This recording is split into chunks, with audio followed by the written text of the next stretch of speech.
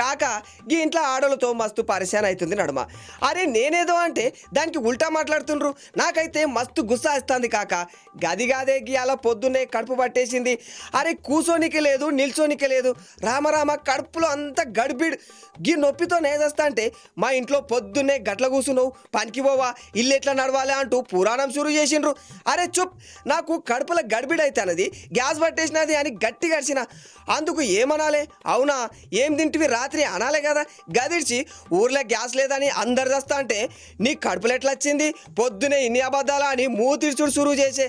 అరే కాక వీళ్ళ దిమాగ్ ఖరాబ్ అయిందా ఏందో నాకైతే సమజ్ కాలే. ఇట్లా కాదు వీళ్ళతో అని తిట్టుడు షురు చేసిన. దానికి మా ఇంటామే సాల్ది పొద్దు పొద్దున్నే నీ లొల్లేంది, అసలే గ్యాస్ లేకుండా కట్టెల పొయ్యితో చస్తున్నా, కండ్లు మొత్తం ఖరాబ్ అయినాయి, ఏమన్నా పట్టించుకున్నావా, పొద్దుగాల లేచింది మొదలు పండేదాకా షికార్లు కొడుతున్నావు అనేసింది కాక. అరే కాక నాకైతే ఇజ్జత్ పోయినట్లు అనిపించే. అరే గిట్ల కాదు గీ గ్యాస్ కథ ఏందో తేల్చుకుందాం అనుకుంటూ బజార్లో తిరిగిన. అరే కాక గేడో చూసినా గీ గ్యాస్ కష్టాలే. ఈ దిశవర లచ్చమ్మ బజ్జీ బండి బంద్ పెట్టింది. పక్కనే హోటల్ దర్వాజా 10 రోజుల నుంచి తెరుస్తలేదు. అన్నీ బంద్ బంద్. ఏంద్రాబాయ్ గిట్ల బంద్ చేసి కూర్చుండ్రు అని మా దోస్తుల్ని అడిగిన. ఆలు నన్నే వేసుకుంటారు కాక. అరే పగల్లెక్కును గంత మాత్రం ఎరకలేదా అబ్బాయి? గాడ ఇరాన్లా మస్తు వారు నడుస్తుందంట. రోజు పొద్దున్న రాత్రి బాంబులు వేసుకుంటుండ్రంట. సముద్రంలా గదేదో తొవ్వ ఉందంట. పెట్రోలు గ్యాసు అన్ని గా నుంచే మన కాడికి రావాలంట.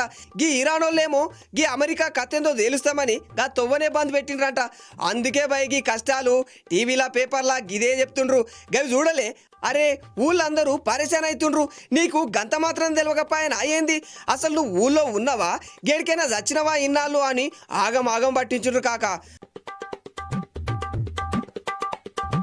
అయినా కాక మా దోస్తులకి మా ఆడ మనిషికి దిమాగ్ పూరా పోయింది.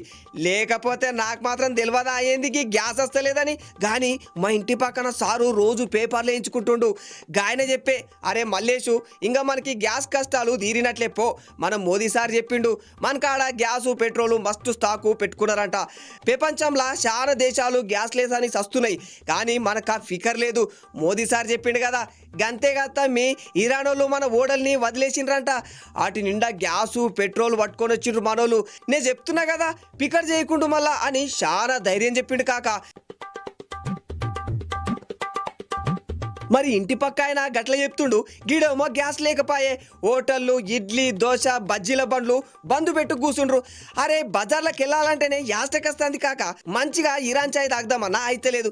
కానీ కాక ఈ 10 రోజులు గ్యాస్ బండల్ని బ్లాక్లో పెట్టి అమ్మిండ్రంట.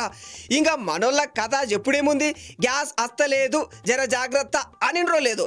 ఇంట్లో గ్యాస్ బండ్ ఉన్నా సరే ఉరికి బుక్ చేసిండ్రు. అరే ఇప్పుడు చేసిన మైనేకే బాద్ పంపుతాం అని గ్యాస్ షాపులు అంటున్నా వీళ్ళు ఇంటేగా. మా ఇంట్లో కట్టెలపై వండుతుండ్రు, పక్కింటోళ్ళు కరెంటు పై తెచ్చుకుంటారట. ఈ కష్టాలు చూస్తుంటే నాకైతే కరోనా కాలమే యాదికొస్తుంది కాక. గప్పుడు గింతే కదా మోదీ గిదే అనిండంట. అరే మనకి కష్టాలు కొత్తేముంది, కరోనా చూసినాం కదా గప్పుడే గట్టిగా నిలిచినాం. ఈ గ్యాస్ కష్టానిది ఏమున్నది, జర ఆగుండ్రి అంతా బాగైతుందా నిండు. చూసినవా కాకి గ్యాస్ పురాణం. అయినా మన తానా గ్యాస్ ఉన్నది పరిచయం అద్దు అని పెద్దోళ్ళు అంటుండ్రే కానీ గీడ సీన్ అలాగ కనిపిస్తున్నది. ఇంకా ఎన్నాలి సాగు దావాల్లో మళ్ళా. సరే ఇవాళ గిదే ముచ్చట. మరి మళ్ళీ రేపు వస్తా మంచి ముచ్చట పట్టుకొని. Bye bye.